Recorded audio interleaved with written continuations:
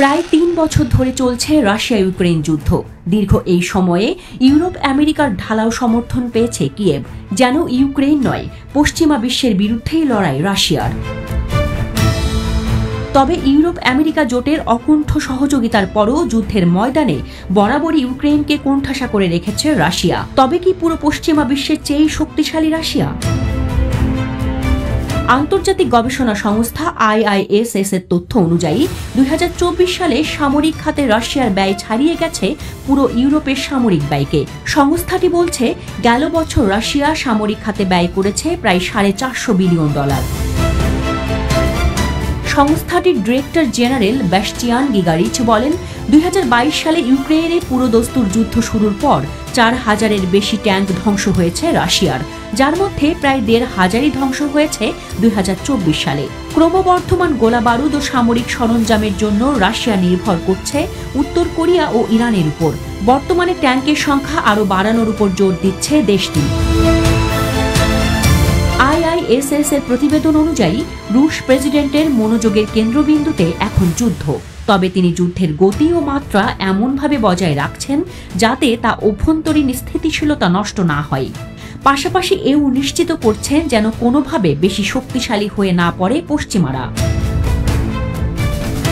এদিকে ইউরোপের বাকি সব দেশ গত বছর সামরিক খাতে ব্যয় করেছে প্রায় $৩৩৯ বিলিয়ন।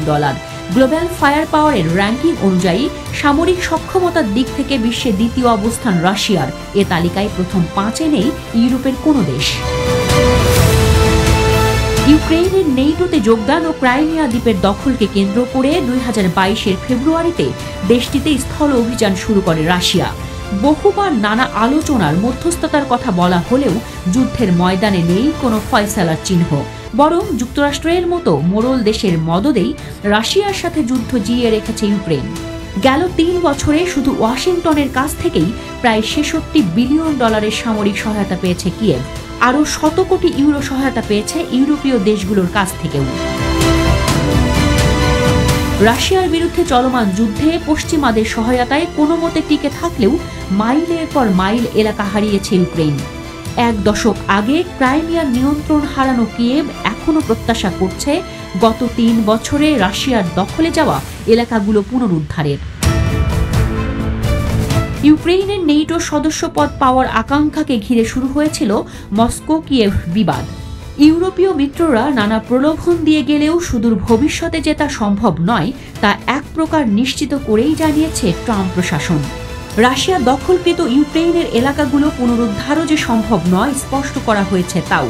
নিরাপত্তা সুরক্ষার বিনিময়ে কোণঠাসা ইউক্রেনের বিপুল খনিজ সম্পদের দিকেই এখন তাদের নজর, তা বলতেও রাগঢাক করছে না ওয়াশিংটন।